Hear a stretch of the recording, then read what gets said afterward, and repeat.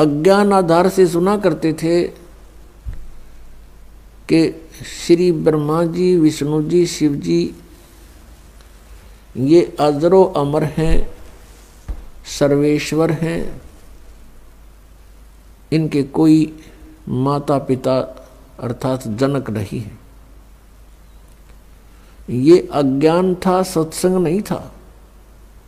जबकि इनकी जीवनी में लिखा है कि ये नाशवान है, इनकी जन्म मृत्यु होती है, दुर्गा इनकी माता है और काल रूपी ब्रह्म इनका पिता है।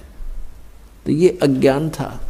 अब यहाँ थोड़ा सा प्रमाण देना पड़ेगा, नहीं तो भक्त प्रथम बार इस बात को सुनेगा कि ब्रह्मा विष्णु महेश नाशवान है, इनकी जन्म मृत्यु होती है, तो बिदक जाएगा और हो सकता है फिर ये कभी वचन भी ना सुने।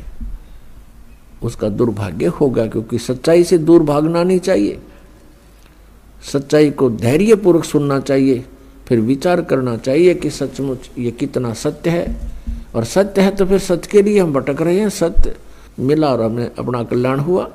अभी तक हम असत्य में भटक रहे थे, असत्य साधना कर रहे थे, असत्य ज्ञान सुन रहे थे, असत्य परमात्माओं पर आश्रित थे। अब हमें सत्य मिलेगा तो ग्रहण करेंगे, हमारा सबका मोक्ष हो जाएगा।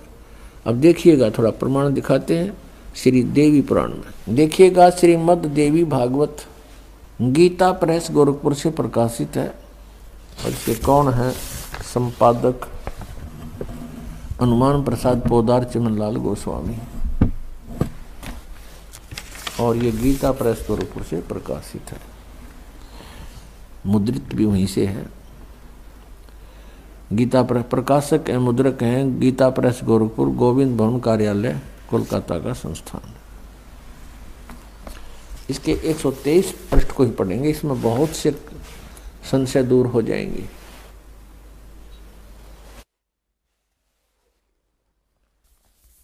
तीसरा स्कंद श्रीमद् देवी भागवत आप पढ़ रहे हैं, 123 पृष्ठ पर देखिएगा।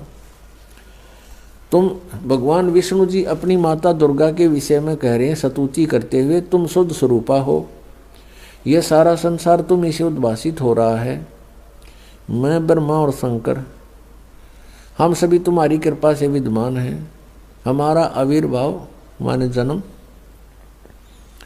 और तिरोभाव माने मृत्यु हुआ करता है। हमारा जन्म और मृत्यु हुआ करता है। केवल तुम ही नित हो, जगत जननी हो, प्रकृति और सनातनी देवी हो। फिर यहाँ कहा है, ये स्पष्ट लिखा है, आविर्भाव माने जन्म। भगवान विष्णु जी स्वीकार कर रहे हैं कि मैं ब्रह्मा और शंकर हम सभी का जन्म और मृत्यु हुआ करता है।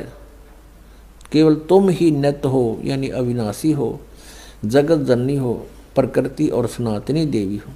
ये भी याद रखना कि प्रकृति दुर्गा के लिए ही कहा जाता है।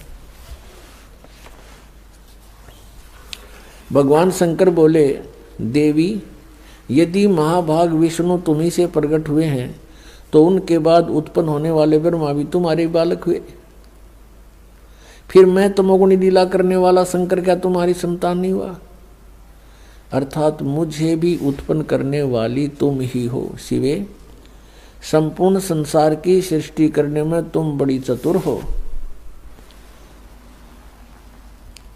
इस संसार की सृष्टि, स्थिति और संहार में तुम्हारे गुण सदा समर्थ हैं।